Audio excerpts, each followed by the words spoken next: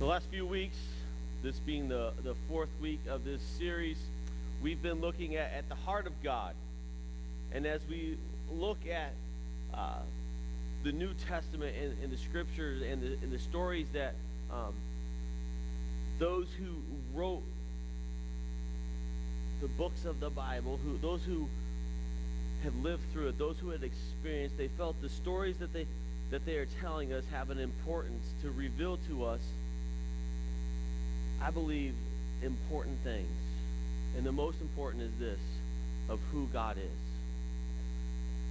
and what he's about and what he's doing for us. And that's what we've been looking at the last few weeks. And the last couple of weeks we were looking at how Jesus used Samaritans, those who were disliked and literally hated by the Jewish people, to express who God was and the kind of love and what he was truly looking for from us. And this week we're going to look at a passage that is dealing with a Jew who has fallen out of good grace with his people. A traitor. One who decided to not live as one of God's people, but to live as a Roman. And in essence, betraying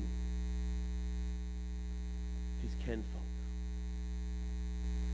And the importance of that in this story, we must never not understand the gravity of what Zacchaeus had done by choosing to be a tax collector for the Roman Empire. As I was trying to think this last week about what's the best way to explain the Roman Empire in that area of the world and in many areas of the world at that time. And it came to me yesterday as one of the channels on TV was showing the trilogy of Star Wars, the original three, the only true Star Wars movies for the old people like me. And it came to me that the Roman Empire was like the Empire. That the stormtroopers in Star Wars are like the soldiers in Roman times. And when someone was a government official, they had the full weight and authority and strength of the Roman Empire behind them. So when you think of Zacchaeus, don't just think of this wee little man. Think of a wee little man who has a big Jody next to him to make sure people give what's being taken from them by an occupying army. Because that was what Zacchaeus had chosen in his life. And the story doesn't go into why he chose that. We just know that he was of Jewish descent and he was a traitor to the Jewish people in his town and in his region. Because what he would do is he would set up a booth along a road, or he would go into a market area, or he would be at the docks. And as people brought goods to trade, he would take Rome's share from them.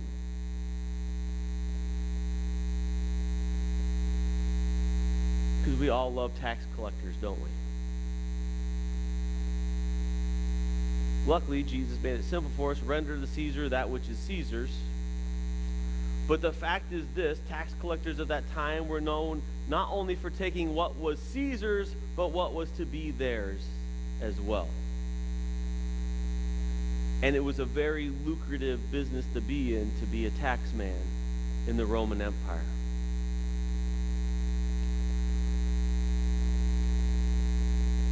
There are three main themes in Luke 19, 1 through 10.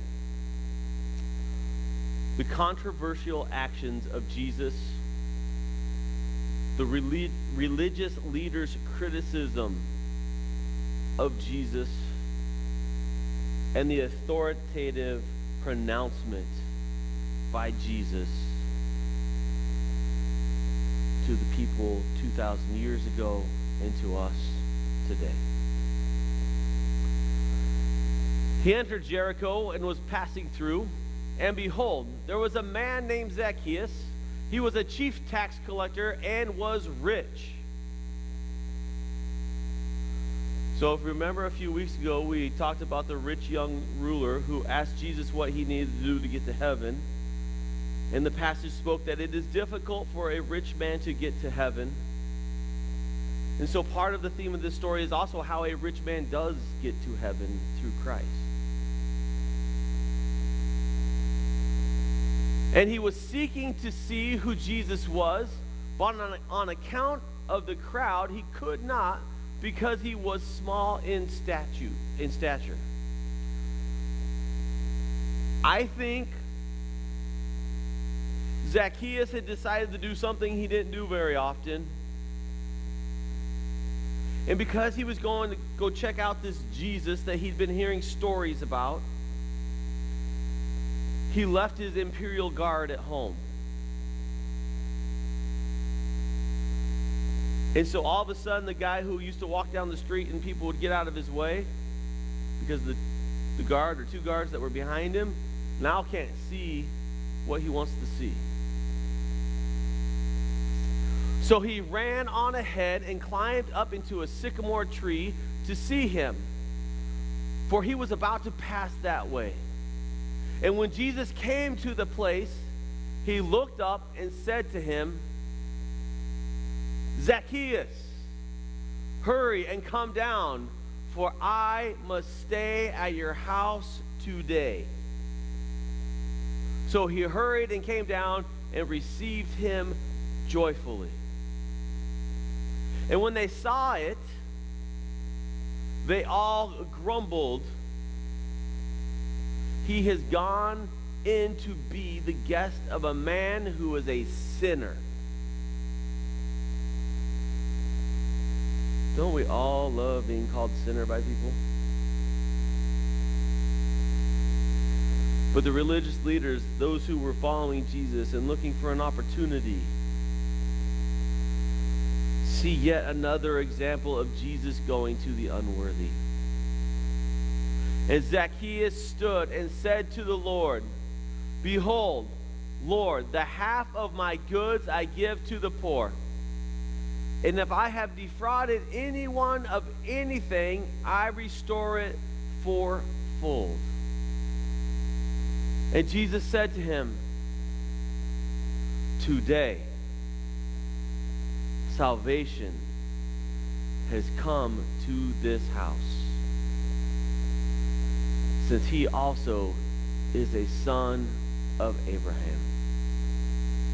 For the Son of Man comes to seek and save the lost.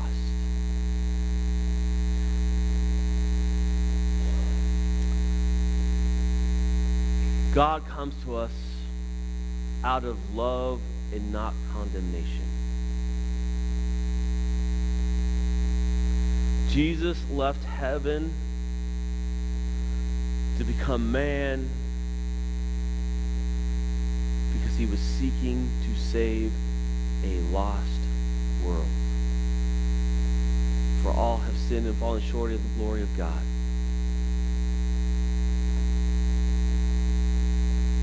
He had to come down from heaven to earth because nobody, and no religious ceremonies, and nothing that was being done or could be done for man to be made right with God. For there not to be sin that destroys us. So Jesus left heaven to become the way. To become the one. To redeem the world. Jesus has sought out Zacchaeus, and he has gone to him where he is at. He has gone into his opulent palace of greed and transformed him.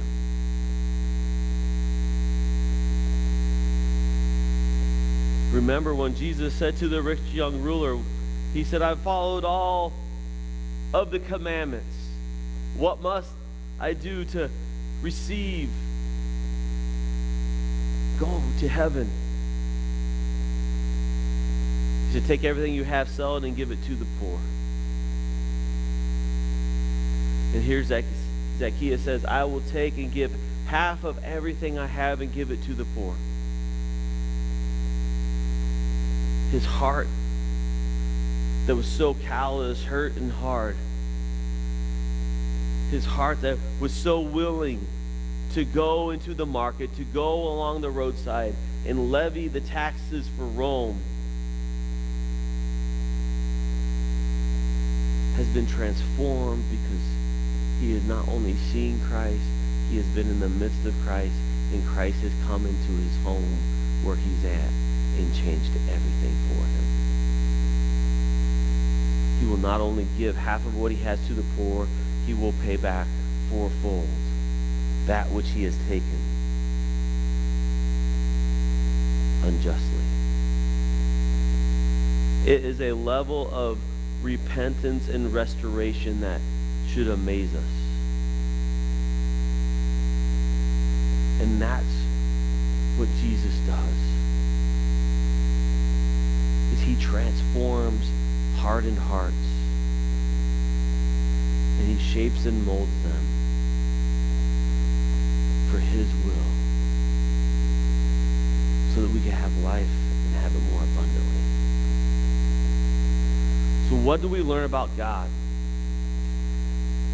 What do we learn about who God is from Jesus' action in the story of Zacchaeus?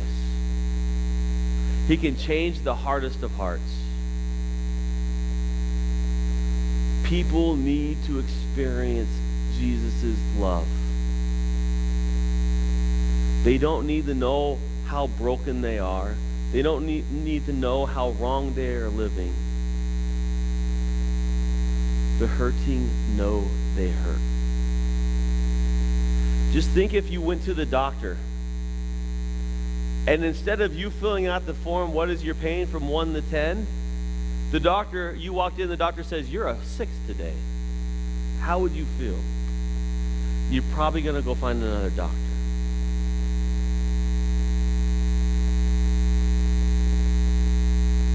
Jesus is the physician that can heal all brokenness. And he's not there condemning people. He's there listening and seeing people for where they're at. They're calling them down out of their shame. And he's coming into their home, wrapping his arms around them and saying, I don't care what you've done. I've come to forgive it so that you can be whole. I've come to give you life and give it more abundantly. I've come to save the lost and bring you into communion with my Father. For he seeks and goes to the outsiders. That action that Jesus keeps taking to go to the broken is driving the religious leaders crazy. They come from a world that you make yourself refined and pretty and stand up above everyone else. And here they see this rabbi Jesus who heals the sick, gives sight to the blind, restores leprous skin to healthy, vibrant skin. He makes the lame who could never walk in their whole life be able to get up and walk. And they just don't get it or understand what's going on, and it just keeps infuriating them and frustrating them because they have worked so hard for so long to be where they're at. They don't want someone to come in and say, everything you've done means nothing.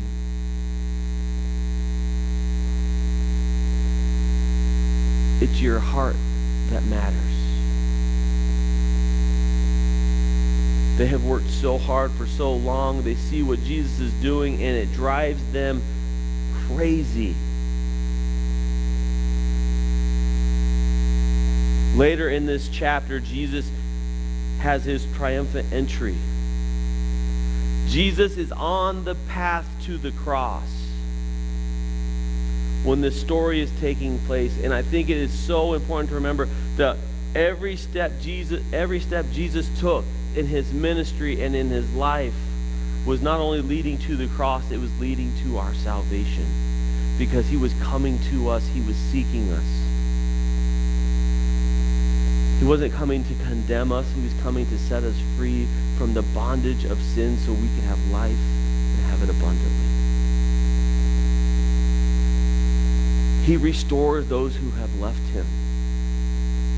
And we have all left him, for we have all sinned and fallen short of the glory of God.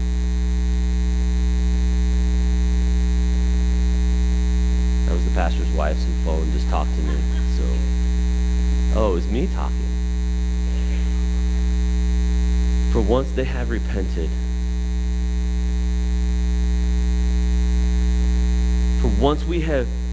for at that moment when we realize who Christ is and what he's done for us, and we receive it and accept it, and we turn away from our sin, at that time we are right with God. We have salvation. See, an important part of this story is that Zacchaeus gets it, he sees it, he understands, and he confesses to Jesus. His action of giving to the poor and his action of saying, I will pay back to those who I have wronged, is him saying, I have wronged people. What I have taken. I have not been living the life I need to live. I need to let my heart be transformed, and it has been transformed because Christ has entered my home and my life. And Zacchaeus made that choice to receive him and turn to him. Often I think of what was it in Zacchaeus' life that led him to be willing to become a tax collector. We know of his stature, but he's a tax collector, so he had to be of a good, sound mind to be entrusted by the Roman Empire to be a tax collector. He had to have a understanding of how to deal with people and to communicate. But what was it that was in his story that led him to become a traitor?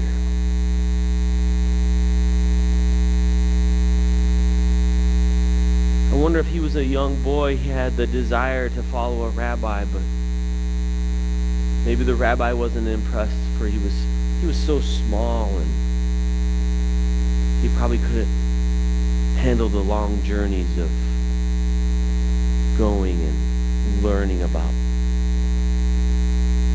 the great faith.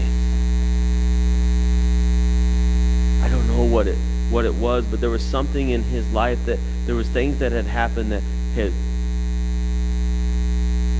made him in his heart seek fulfillment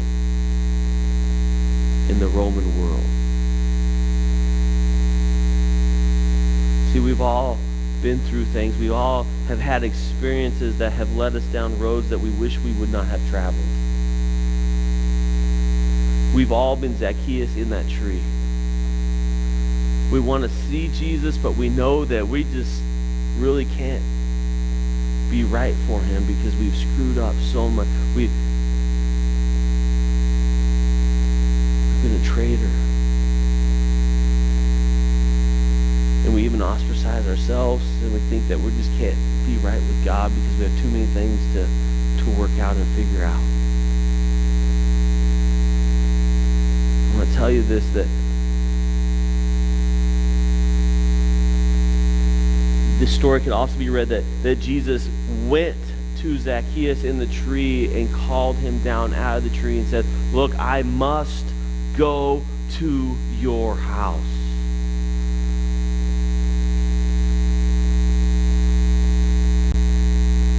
Jesus is seeking you regardless of what you've done and what you've been through. Regardless of the struggles that you have, God is seeking you because he loves you. And he wants to redeem you regardless of your brokenness.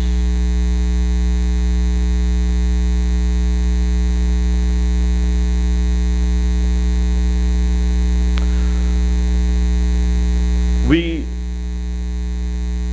see that Jesus goes to Zacchaeus.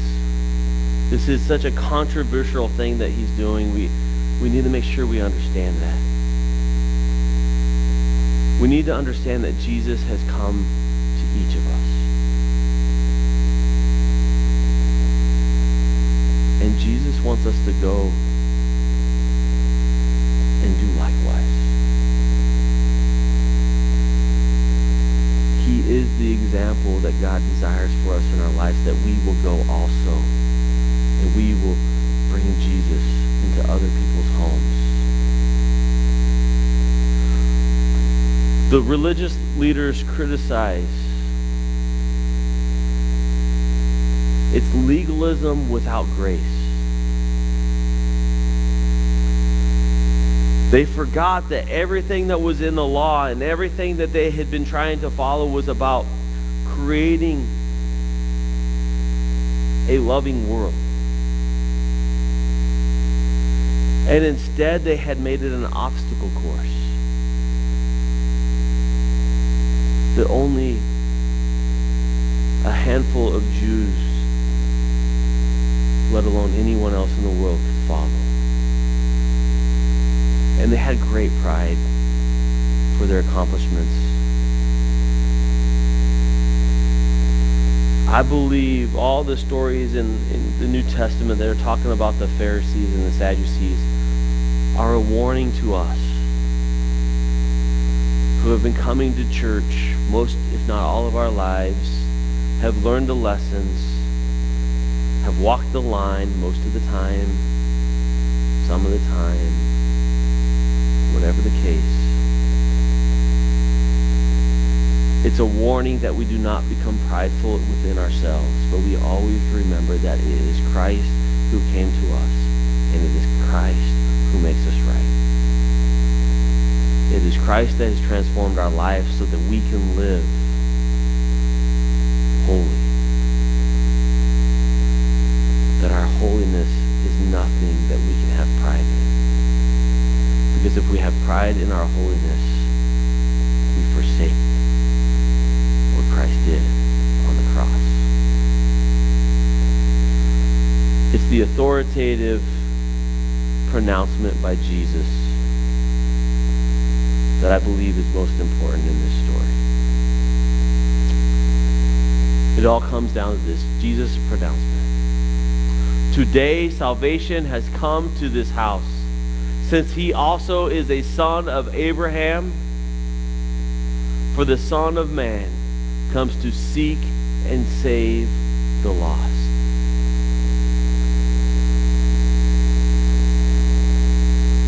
Jesus is on the path to the cross. He has come into Jericho, and he has sought out the sinner of all sinners in that city for that community. The chief tax collector. The chief sinner. And he has gone to him and he has said, I must come and stay with you.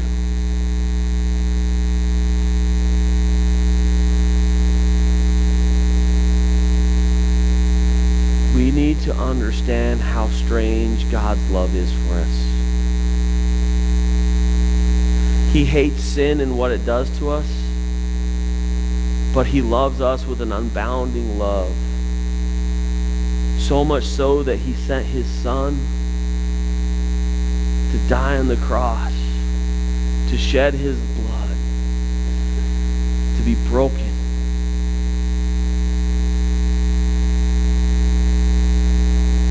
so that me, the chief tax collector, could be made whole.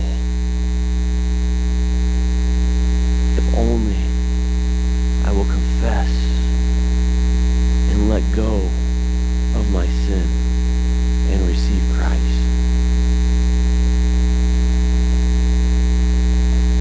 Will we receive Christ so that we can be Christ and go to the world?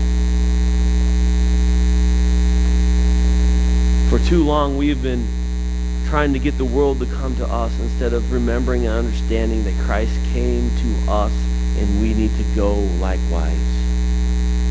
We need to be the hands and feet. We need to be love and grace unbounding to a lost world. We need to trust God enough that we can go to where he is calling us and be the light.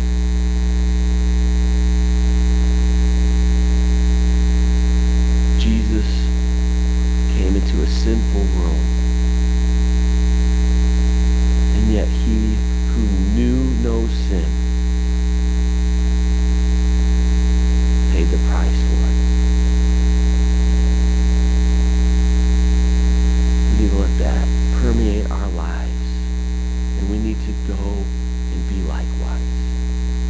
And we can only do that through the Holy Spirit. If we try to do it on our own, we're no different than the Pharisees.